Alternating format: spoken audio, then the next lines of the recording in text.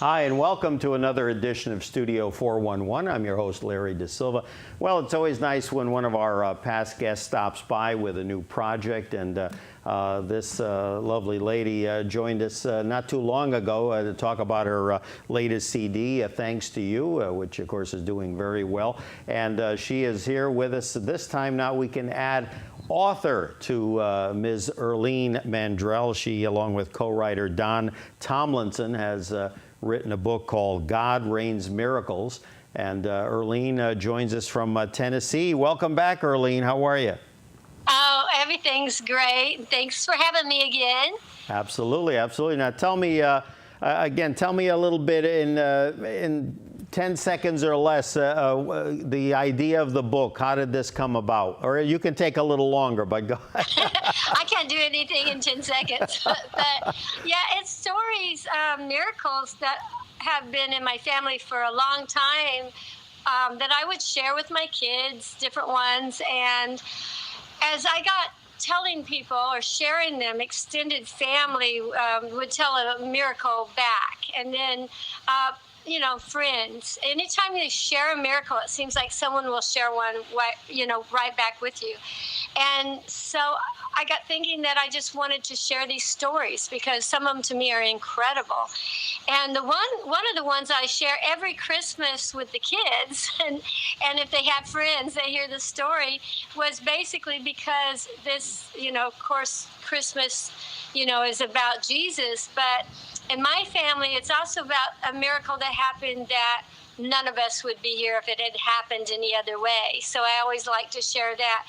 And, you know, when I met Don Tomlinson, the co-author, he had authored a lot of inspirational books, and he's also a songwriter. I know him through my husband that's a producer.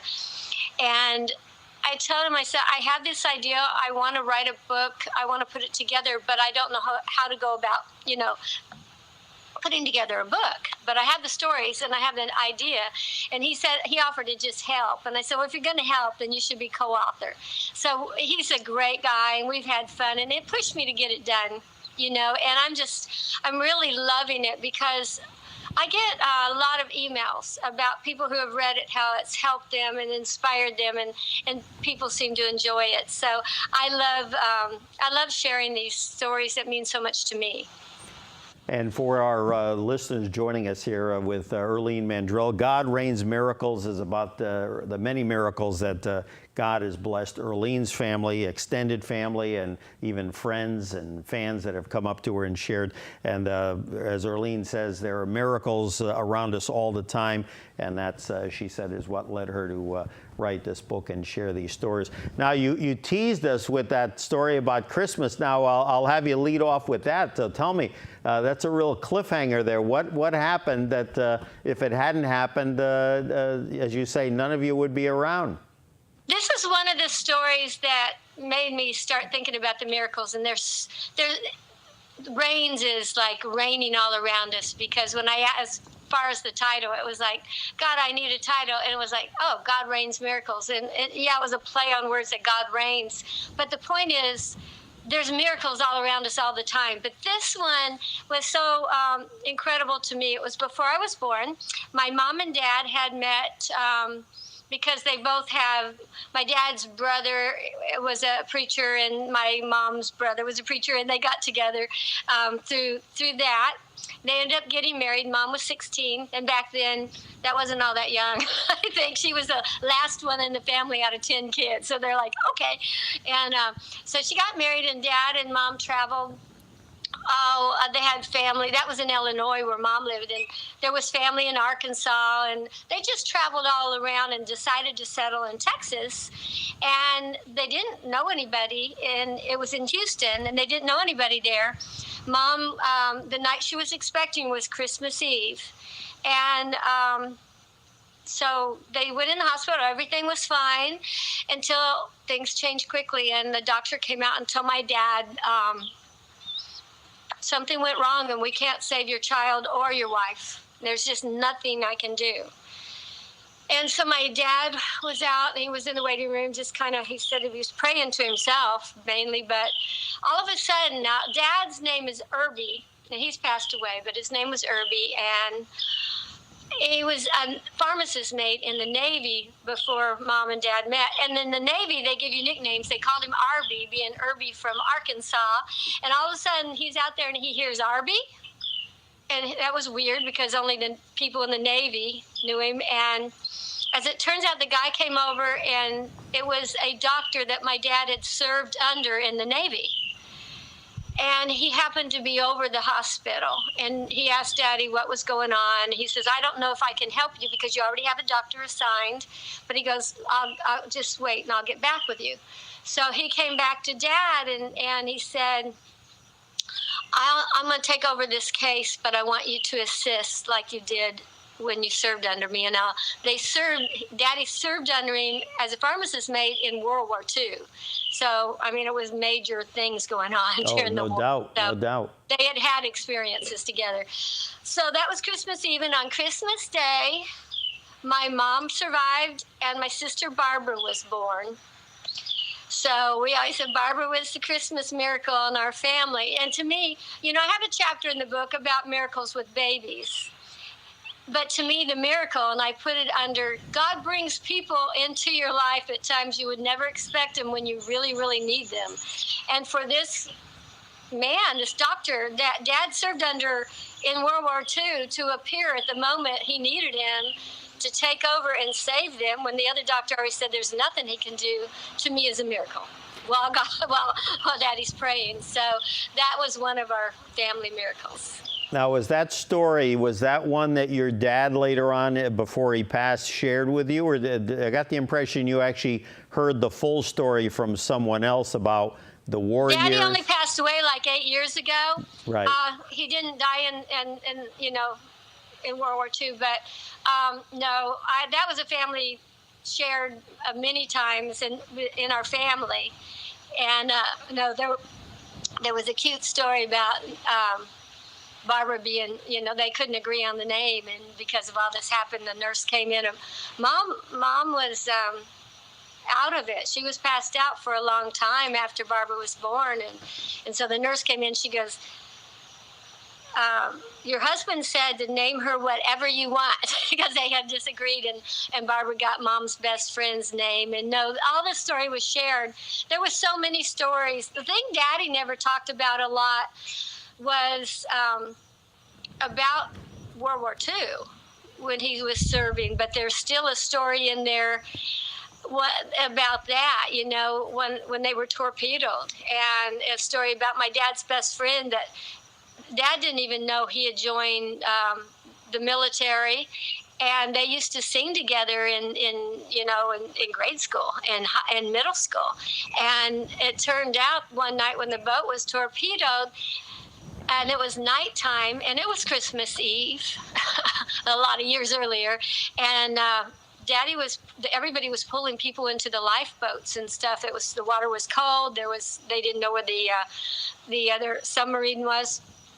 And the next morning, he found out that one of the people he had pulled into the life raft was his best friend, Clinton. He goes, I didn't even know you were in the service, let alone on the same boat. I was going to say, on the same ship. That's quite amazing. Quite amazing. You hear back in those days where there would be multiple siblings, brothers, usually on ships, and of course, then they kind of, or in the infantry, and then they kind of got away from that because of the fact that there's one, I think it might have been the O'Sullivans, I'm not sure the last name, but during World War I that were all killed in one or two particular battles, and then the military decided.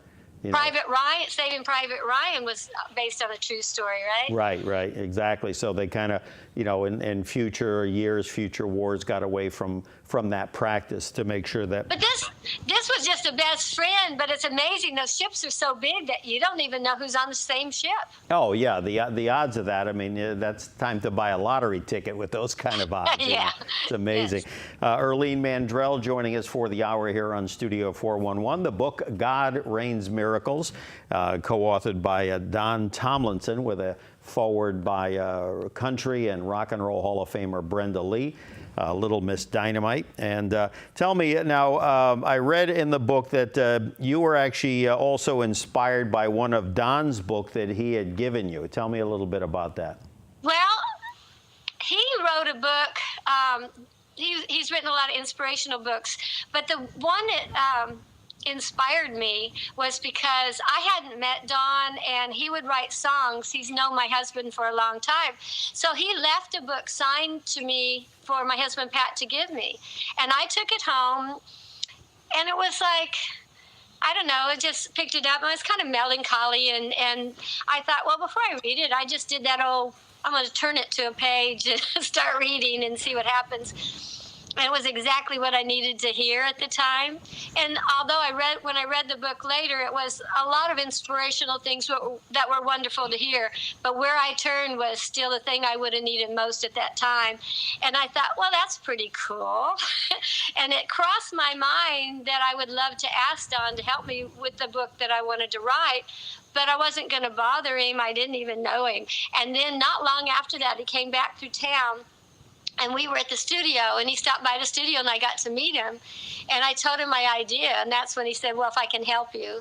And I'm like, you want to co-author? He said, sure.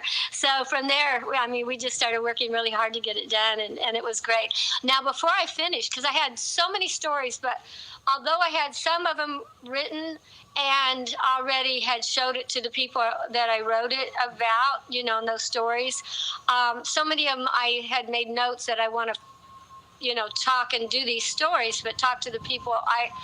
We recorded everybody. And I hear Jet in the background. I know. I've heard when you were talking about your dad. I heard birds. I hear it. To make sure that these stories were exactly how they happened, and then read the story to the person that it was about, and made sure that that person didn't see anything different, because I wasn't wanting to take any stories and kind of make it sound like a miracle. I wanted to take the stories that actually happened and share them, and you can decide. Sure. You know, they're great. They're great stories. Are wonderful what happened regardless. But to me, there's small miracles and there's large miracles. But when you take a circumstance and go, amazing that it's too big to be a coincidence to me, you know, some of these stories. But they're just stories, and they're the facts, and they're amazing stories. So you can read them and decide, you know, whatever. Just a blessing, whatever you want to take. But when I was talking to, say, Barbara, and I got Dawn here, and I'd call her on my phone, record on his, or vice versa. And anyway, we'd get everyone recorded. And, like, of course, we knew we wanted to do some on her accident. And there's some other incidences, of course, her birth. But she goes, well, remember this story? You know, remember when this happened? And I go, oh, yeah, can we share that too? And the same thing happened with Luis. They just kept sharing other stories. And to me, what that says is, there's so many miracles that are great, but we forget about them. There's so many more than what you're sitting here thinking about, because they're just happening all the time. And in my family, we pray a lot, and I think there's a lot of miracles. You know, there's one with Barbara's band, and they would always pray before a show or pray for each other. And you read, Barbara had okay, I just got to tell it because but Barbara had a cyst on her, I think it was on her fingers. Mm-hmm. That when she was picking picking instruments, she played banjo or whatever, it would hurt really bad. And they're doing all this rehearsal for a big show their tour coming up. And it really hurt her, but, you know, Barbara's like, just, you know, grin and bear it. But one day, one of, I think Dino was her sax player, and they were praying, and they were ending up, and they started to leave, and they said, wait a minute, everybody, Barbara said, okay, if we pray for your finger. And she said, okay. And they prayed about that, and then few days later, they were rehearsing and stuff, and Dino asked her about it. She goes, I forgot about it because it's not hurting anymore, and it had pretty well almost was gone. There you go. The power of prayer, for sure. Yes, and she told us the reason she wanted to share that story more than anything else was because that was one of her. There's a lot of miracles that she knows about, but that was a visual that she could share with people that were praying for it and say, see, it's gone, you know. And she said that was so cool. And besides the stories about miracles, reading the book, it's also a book about faith. And as you just alluded to a minute or two ago, again, faith has been very important in your life and also in your family's life, correct? Yes, definitely, because it all goes together with the faith. And I also wrote, I had started writing about who people were on the stories that I had, because like Joe Maphis and Rosie Maphis, to me, I call them, now Joe Maphis passed away, but I've always called them aunt and uncle. And in our family, when somebody's really, really close to you, they become Uncle Joe or Aunt Rosie, even though we're not really related. And so we started a thing, Irlene's Insight. So not only do I tell who the person is and about the person so you can get to know them, because really their story doesn't mean as much unless you kind of get to know the person it's about. But I have in my insight, too, that's about how they're connected to me. And how I've known them. So I think that you can also get to know the family and extended family really well through the book, too, which is fun for anybody that knows our family. You can see everybody in a different light, maybe a little more about my mom and dad that you normally would know or read about. And now, Joe Maphis, was he not the gentleman who was a musician in his own right? Joe Maphis was called King of the Strings. He played a double neck guitar, and Rosie Maphis, his wife, sang. They wrote a lot of songs for different artists. The one that comes to me that I love so much is Dim Lights, Thick Smoke, and Loud, Loud Music. And I think the last person who recorded that I know of was Dwight Yoakam, but actually I'm not sure. There might be another one that was recorded. It might be a different song they wrote. I think Conway Twitty, they're getting ready to release one that wasn't released before that they wrote, and it might be that one. But they were the ones that got Barbara her very first professional job ever when she was 11 years old. Uncle Joe Maphis heard Barbara demonstrating the steel guitar, which she had only played about 3 or 4 months, but she played it like a pro, because I truly think she was a musical prodigy. And so he heard her. My dad was selling Mosrite, or maybe in Fender back then. But anyway, he was selling some amplifiers that she was demonstrating. And Joe heard her and just went, oh my gosh, had no idea she played like that. And Dad said, well, she just started. But anyway, he got her, she was 11 years old, her first job at the Showboat in Las Vegas on a package show.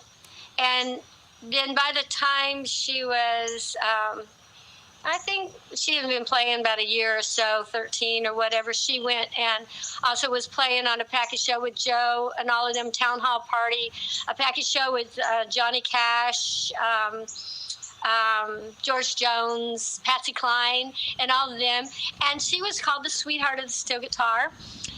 And I guess she said, I may have been George Jones, but Johnny Cash, one of them was saying, I'll still feature you because you're an artist, but will you back me up? And she just is working with all of them after that. But Uncle Joe and Rosie, they were doing all these big country TV shows back then, and mainly in the West Coast. And they were all from Bakersfield and did we were in California, but did Bakersfield sound. I think Joe Maphis played, if you remember, Thunder Road, the movie. Yeah. Oh, Bonanza, the theme for Bonanza, for us who remember that. He played guitar on that. I saw him on an old clip of a Jimmy Dean show from the late 50s, and I got to tell you, this guy was like lightning. It was amazing, Yes. Technical expertise that that gentleman had on the guitar, for sure. He never looked at the guitar. You'd never know he was even thinking about it. And he's just playing, so fast and clean. It's incredible. I have a funny story. It's not in the book. Hold that thought. We have a caller who claims to know you, so let's jump to that, and we'll get back to that story. We actually have someone that we dug up, a woman by the name of Rita Scott. And Rita Scott was a production consultant on the old Hee Haw show, which I think Irlene remembers, worked for. I know Rita, yes. Yeah, so Rita, are you there? Yes. Hi, Irlene. Hi, it's great to hear from you. Thanks. It's nice listening to all your stories. I was sitting here waiting on the phone and listening about Rose Maphis and Johnny Cash and all those people we all used to know. Yes, and I mean, if we got started on the Hee Haw, there was some miracles too I wanted to share, but didn't get a hold. There's certain people I didn't get a hold of, that were on Hee Haw too, like Lulu and different ones. It's just incredible. Now tell me, when you were on the show with all the gang, Irlene, obviously you had a lot of good memories. A lot of folks to remember that did that show. And Rita could share probably more than me. You were probably on there long. I was on the last eight years, and I think you were already there.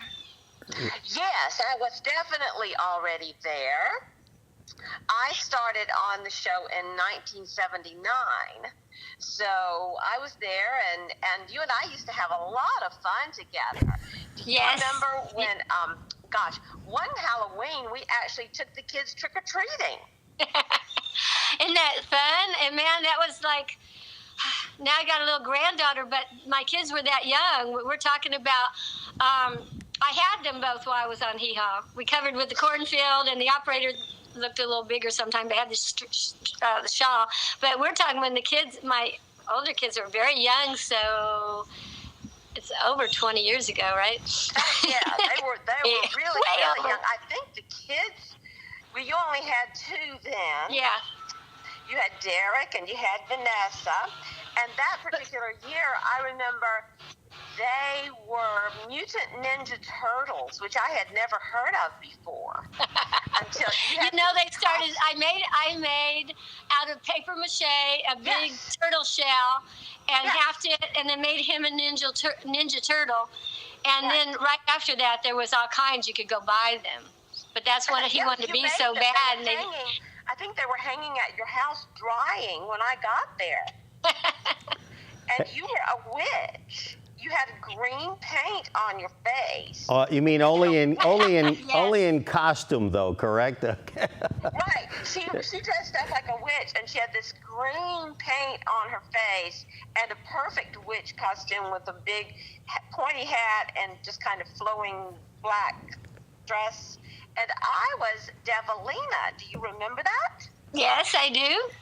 I had on a red costume with pointy. No, let me ask, because I thought he said Rita, but this sounds like Victoria. Surprise! This is not. Rita was a production, but this is Victoria. This is Victoria Hallman. We fooled you. And Victoria played it very well, because we said, how long is she going to go with this before Irlene starts to say, wait a minute, Rita was a lot older. Now, when you went, was Victoria with us? Because it sounds like when Victoria went, and I couldn't remember Rita going. There you go. There was no Rita. This is no, because there was a Rita on Hee Haw. Yes, Rita Scott was your production consultant or coordinator, and Victoria assumed the role for this little ruse here of Rita. But I'm thinking the only one I remember going trick-or-treating with is Victoria. And this doesn't make sense, but I don't want to hurt Rita's feelings there you go. Say something, because that's I was starting to picture a fish with a big hook in it. I mean, Irlene was too sweet. I mean, she was like, oh, yeah, Rita. Well, I didn't want to hurt anyone's feelings, but the more I listen, I'm like, it even sounds like Victoria. That's Victoria Hallman, singer, actress, who worked on Hee Haw for, 10, 12 years? Well, yeah, it was actually 11, but sometimes I say 10 because I had the math wrong for years, because I was on from 79 and then some of my shows ran to 90, so I would count. Okay, 79 to 89, that's 10 years, but it's not. It's 11. Now, Victoria, you guys just wrote a book. Yes. Yeah, tell us about it. With it. And I haven't had I've ordered yours, and I haven't had time to read it yet because I'm out on the road doing book tour. I guess like you are too. So different things. But I have I've talked to people on different ones about y'all's book, and I haven't gotten one either. So I'm looking forward to. Although y'all are, it's you and Diana. Yeah. Goodman and. It's called Hollywood Lights and Nashville Nights. The two Hee Haw Honeys, Dish Life, Love, Elvis, Buck, and Good Times in the Cornfield. Oh, and Irlene, I will tell you this though. Do you remember when I asked you to write a blurb for me? And I did. Yeah, it's on the back of the book. Now, someone told me, and it was mainly about, I think, the best I can remember, was just about how much I love you guys in Hee Haw, right? Yes, exactly. I mean, it was a wonderful blurb, so they used it on the back because she talked a lot about Hee Haw and us being a family, and just exactly what the publisher wanted to Because do. it was so cool. When I came off of the Mandrell show, which was a family, to me, I went into a show that was extended family, and it was just so fun. But you and I got pretty close, so that was cool during Hee Haw. And you brought you just talk about wrapping your arms around me and making me feel real welcome, and you've been great to me. Thank you, darling. I consider you one of my best friends and one of my most talented friends and all those good things. We'll just have to have lunch when we're both in town at the same time. We'll have lunch and exchange books, sign books to each other. That'd be fun. There you go. Look, now, we got to do, I haven't seen, I hate to say, a lot of the times when we do get to see each other, we've lost some people. And the last one, I guess, was Sam Lavello's memorial, where we got to see each other. But he was the creator of Hee Haw, and we all loved him. He was like, he was like our father. And just sit there and hear stories about him from everybody. He's one of those men I go, wow, I thought I was the closest one to it. But it's just that he was one of those men that everybody felt they were his favorite because he loved everybody that much. They all felt it. Everybody felt it.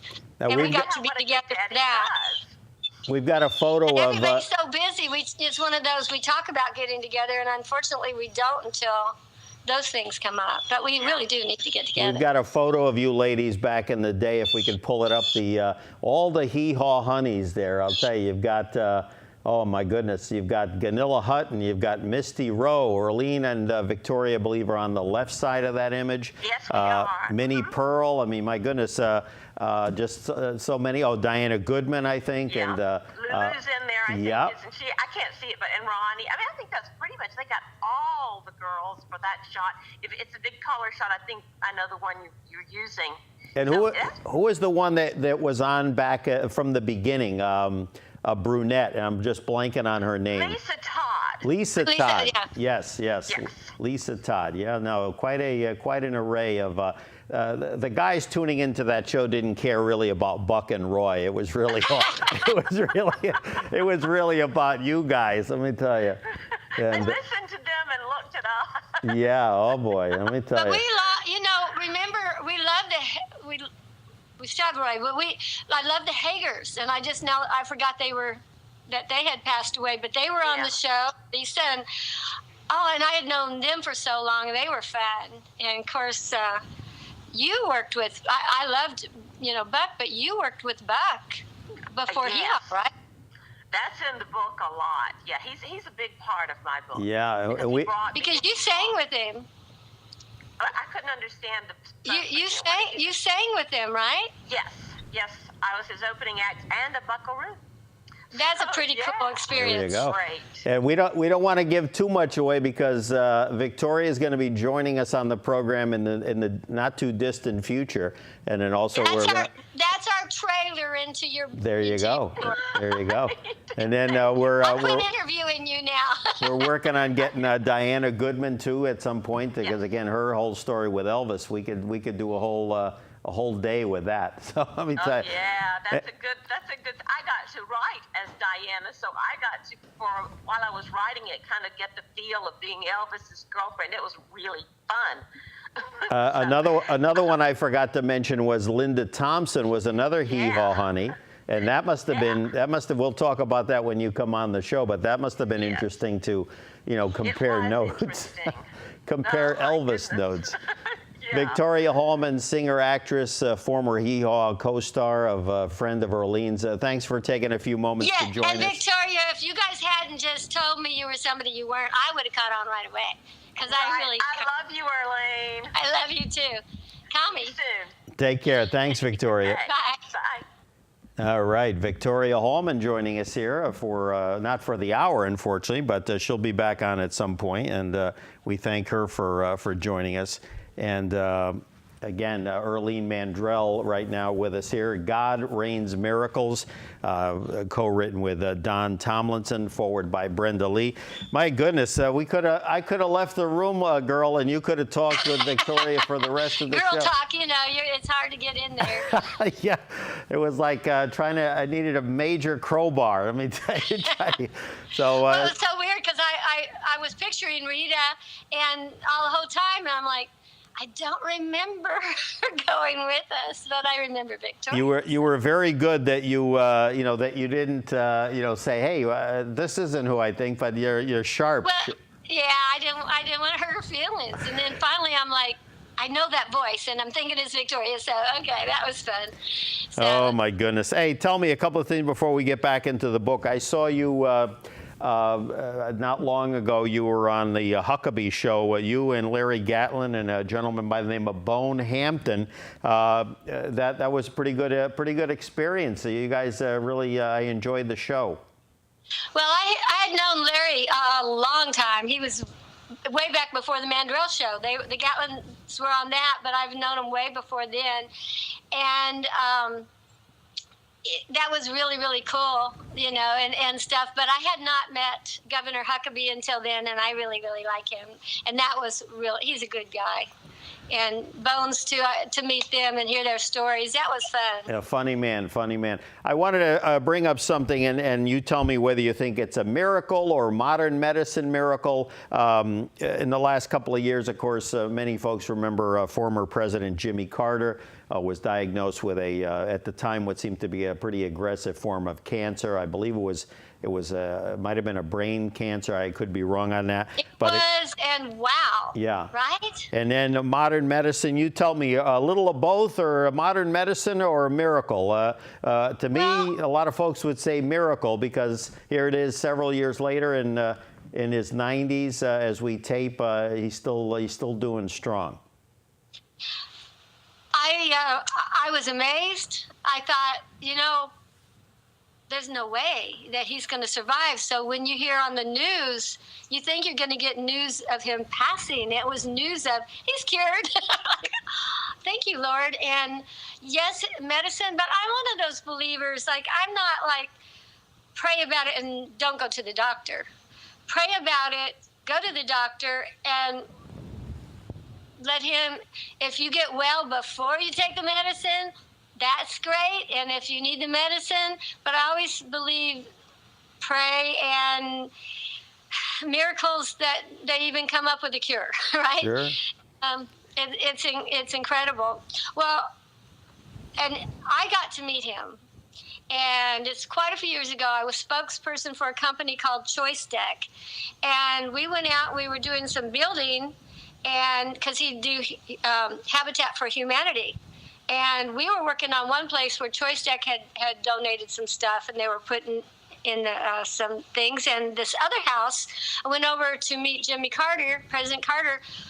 He was out in the hot sun, and it might have been 10, 15 years ago, but still, he was out in the hot sun. He was hammering, and he before I could meet him, he had to finish what he was doing, get down off that ladder. And he doesn't just speak it. He gets out and helps people. I think he's a good man. And I love how even today he's still teaching Sunday school and still speaking every Sunday to the folks at his local church. Amazing man. Yes, that's great. That's so good. Irlene, man. We talked about Joan Rosie Mathis a while ago, and Rosie Mathis at I don't know. It's been quite a few years ago, but she may have been in her late 70s or something. Oh no, low battery. She might have been in her 80s. But her daughter's my best friend, has been for years. I've known her since we were little kids. And Lori had told me about this, and it wasn't until way later, and my mom's better now, but till she got temporal arteritis, that you learn that if you get blindness from this disease, it's irreversible. Whatever happens, it's a side effect that could happen from the disease.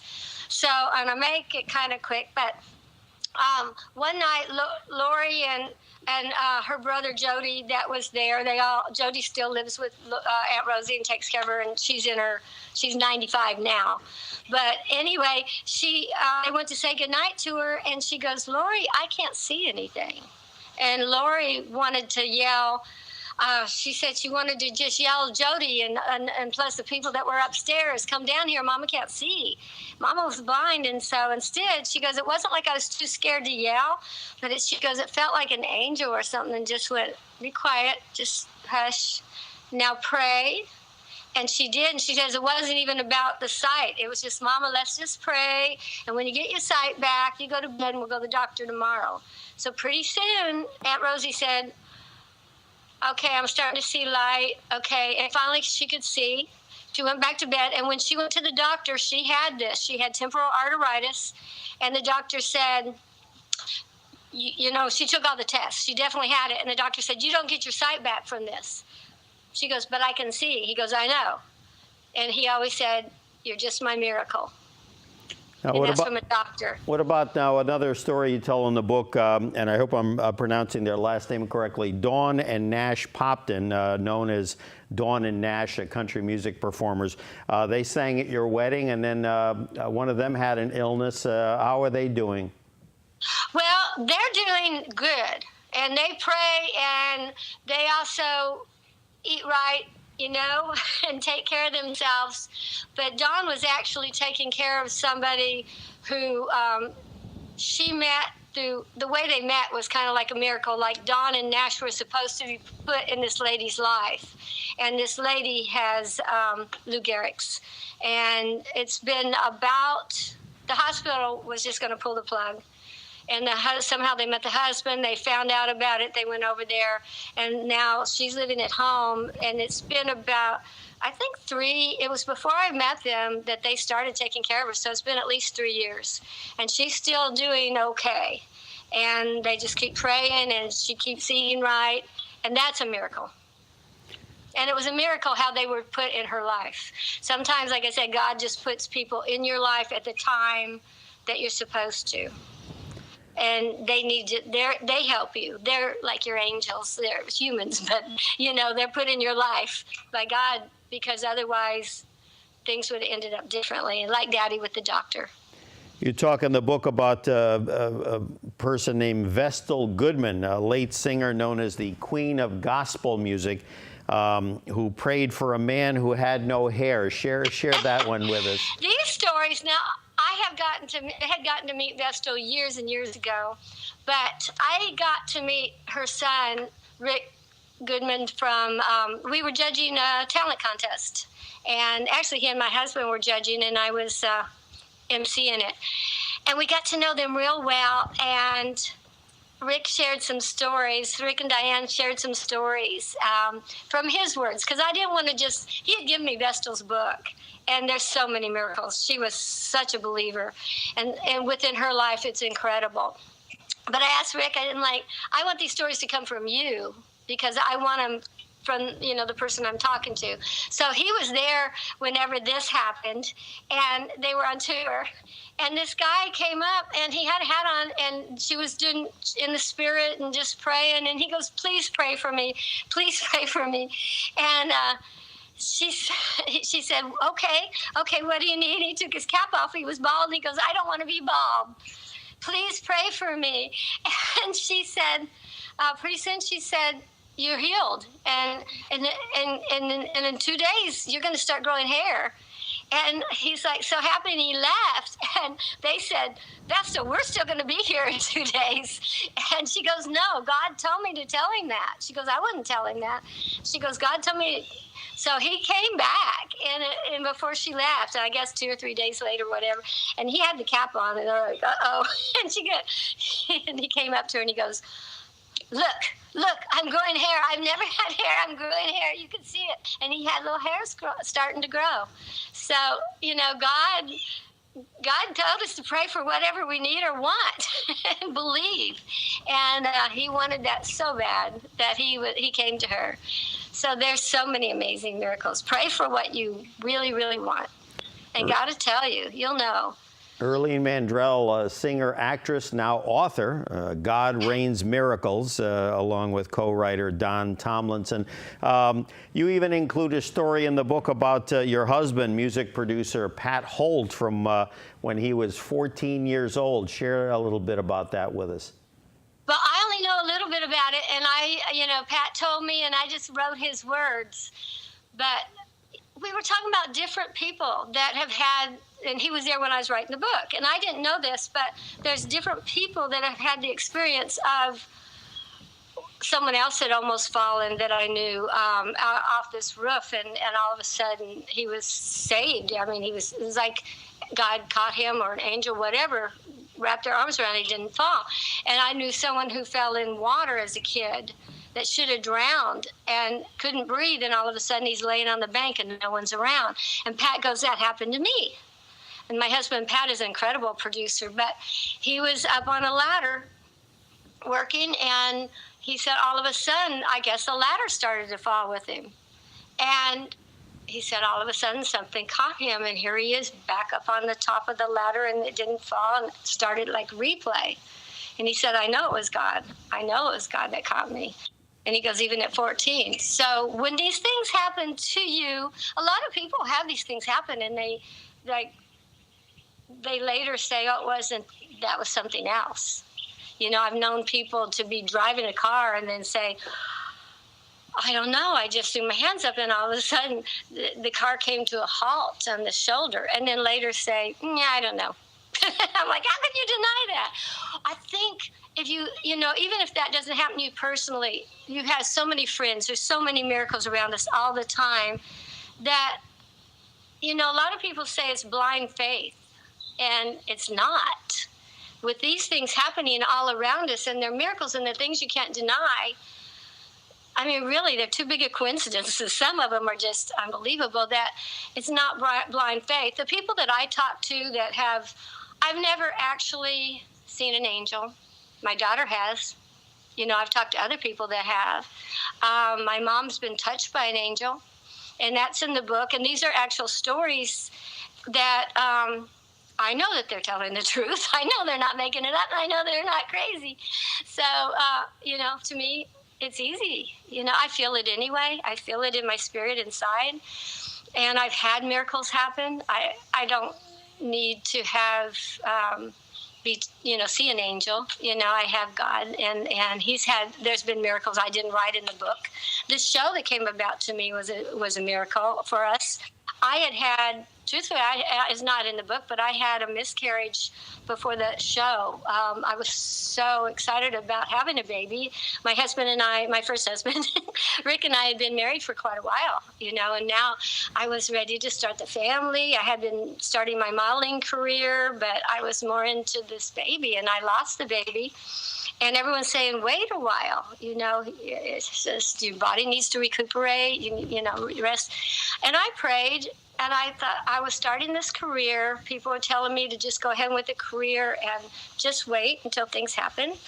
And I said, so if I'm supposed to start this career modeling and wait on the family, then I want, can you just give me some modeling jobs? Can you give me some jobs? And within a couple of weeks, I had these calls coming in. And I did like the cover of Cashbox for the Waylon Jennings Greatest Hits. And it was a full thing, modeling. And I had some bedroom commercials, the local commercials coming in. And that's when I got CoverGirl. I tried out, and I got Go Bananas CoverGirl's shoes, and we flew to Florida to do the taping, and stuff. And all this happened right away. And all of a sudden, then I get this call from Barbara saying, would you be interested in doing a show with Louise and I? We weren't working together anymore. And I used to be her drummer. And I said, well, of course. And we flew to Hollywood and did kind of our audition, I guess, was on the Mike Douglas show. And Barbara was playing Mama Don't Allow No Music and doing all the instruments. I'm playing drums, Louise is playing bass. And we got the show from NBC right after that. And so I didn't pray for that show. I couldn't even thought for that. You pray for something and God just throws it at you bigger than you could ever imagine. And so that I started my family after that. And it's just incredible. I'm a grandmother now. I have a little granddaughter that's 2 in December, and my kids are doing great. My daughters perform with me some. We just had a shot. We just had a shot of your kids performing with you. In addition to, of course, your sisters back in the day. There they are. You have what, 2 daughters and a son, correct? Yes. And there's stories about them in the book. They're on the cover of the CD, on the back cover, because they perform on it some. I have a new single coming out. You Ain't Nothing But a Heartache. It's my first real country song to record. And the girls are singing harmony on that with me, and it's so much fun. Now, speaking of country, and my God, I have so many different directions I could go, but I wanted to mention, you just did a show not too long ago with a gentleman who, talk about perseverance. He's had his, trials and tribulations, but seems like a pretty upbeat guy. You and I talked about him off air, John Schneider. John, he did your show back in the day with Barbara and Louise, correct? Yes, I did a stream thing that he's doing with him. Did an interview, but what brought that on? Not just the show, but it was during the radio, as a radio seminar convention that I went to, and I saw him. I'm like, I haven't seen him since the show. This was just like months ago. And so he was coming out of the building, and so I waited till he wasn't talking to anybody, and I just walked up to him, and I just started staring at him, because the routine I did on the Mandrell show was like I was going to introduce him, but when he walked up, I just went, oh, and I didn't move the whole time, and he just kind of picked me up, and I stayed stiff and set me over. And so I went up to him. I just knew, that he wasn't going to remember, but I walked up, and I did that. When he turned, I was going, and he goes, Irlene! And I thought he was going to go, security! This person's crazy. And he said, actually, someone had just shown it to him on YouTube. And so he recognized me, and we talked. It was so fun. So then he called me when he was doing this streaming, some of the videos. And so we did an interview together, and it was fun. I was telling Irlene when we talked a couple of weeks ago, and when it happens, I'm gonna call her and say, I told you so, that I could see I'm having my own kind of psychic thing here. I'm predicting you and John Schneider either to do a duet or do a whole album together, because I think the two of you guys would be. I'm telling you. I would be honored. And we have a real good connection, and we see each other. And I met his girlfriend, and Pat knows them, and so, they don't live here, but we'll get together. We'll at least do a performance and see what happens. I'm telling you, Pat has got to put that together, and then I want credit on the back of the CD. All right. There you go. Irlene Mandrell joining us for the remaining moments here on Studio 411. God Rains Miracles, co-authored with Don Tomlinson, with a foreword by rock and roll and country music Hall of Famer Brenda Lee. Real quick, in the remaining moments we have, a great story. You talked about your mom and the car key on the seat. Share that one with us. And this story, people don't really understand the significance, I think. When I talked to someone who had read the story in the book, and I said, well, my mom says she didn't tell it because she didn't think people believe her. I mean, I know my mom. My mom does not exaggerate. She's not one of those who's a stage mom, anything. She's just great. She's just an amazing person. Very strong in prayer and things like that. But Louise was getting married, and Louise does for everybody. Okay, Louise runs around, anything she can do. She just everywhere for anybody all the time. And Mom had told her she'd do a few errands for her, because there's so much going on during the wedding. So Mom wanted to get this done. They had a Mandrell management that Mom was still working at the office and stuff, and she had a lady that worked with them, Kathy. So she went to the office, and while she was there, she lost her car keys. And Mom was just really feeling bad. They couldn't find them anywhere. And Kathy's like, well, I'll run you home. And she goes, well, no, I need my car because I've got to do these things for Louise. I'd feel terrible if I called her, told her I couldn't, and let her down. And Mom prayed about it. She went and checked the car again, and there's a key laying right on the driver's seat, right where they looked a million times. And it was a single key where she'd had a group of car keys missing. So we couldn't find the car keys. Mom was able to drive the car though and get everything done. And then she was just like, "Where did this key come from?" So she called the car lot and she said, "Did you have like another key that we didn't know about that was maybe over the visor or someplace in the car?" And they said, "No, there was only the key that was on the key ring." So Mom thought, well, maybe it fell off the key ring. Then later, Kathy found the keys, and the key to the car was still on the key ring. So this key just appeared when Mom and Nita was praying in the driver's seat where they looked a million times, never could figure out where that spare key came from. That one, don't ask me why. That story floored me because of the fact that we've all misplaced our keys, or even like myself tonight, I have a spare key and then all of a sudden you put it down somewhere, or sometimes it might have fallen somewhere and you have no idea. It was just really, really something. It really hit home with me. I don't know why, but that's great. Cool. I mean, it's incredible. And to me, that has to be a miracle. Yeah. I don't know where else it just happened to appear from. Reverend Billy Graham passed away in 2018. Again, I know I've told this story before. Anytime, when I was a kid growing up, he seemed like just a total inspiration. Just about a 30-second answer. What your kind of impact he had on you? Or a short answer, if you would. And I don't know who you said. My dad? Oh, the Reverend Billy Graham. Oh, Billy Graham. Yeah, sorry. There's a boat passing. I'm outside and I'm loving it. I got to meet his son. I got to know more than him. I did not know him as much. Right. But I read about him in Vessel's book and different ones, and he was a true lover of God and men. That God's main commandment is love each other, and that's what he did. I know when he was preaching and when he was giving the word, it was because his heart was into it. He truly loved everybody, and he wanted everybody to have a relationship with God. Indeed. Like I said, I know even watching his shows as his crusades, I should say. There were shows, but it really was a crusade as a kid, and I was always mesmerized by watching him, preach to folks, regardless of whether it was the South or overseas. But yeah, I just wanted to get your thoughts on that. Irlene? I know there's a lot of people that was connected to have a relationship with God because Billy Graham. He did so much. Absolutely. Irlene Mandrell joining us again. Always a pleasure to have Irlene with us. God Reigns Miracles. Irlene. I do want to say before we go where they can get the book.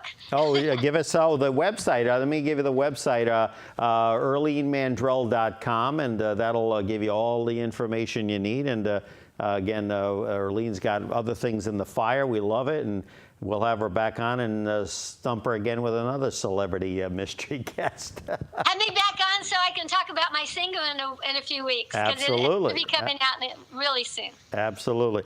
All right, Irlene, I can't thank you enough. Hang on the line there. I got to tell you real quick before we head out, those birds chirping, I bet you that was your dad telling you he gives you the thumbs up for sure. I always feel Daddy around. Absolutely. I do. Thank you. You hang in there with us, and we thank our viewers for joining us on this episode. We also thank Victoria Hallman, who surprised Irlene, and we wish you the best, and we look forward to seeing you again next time on Studio 411. Take care. Thank you, Larry.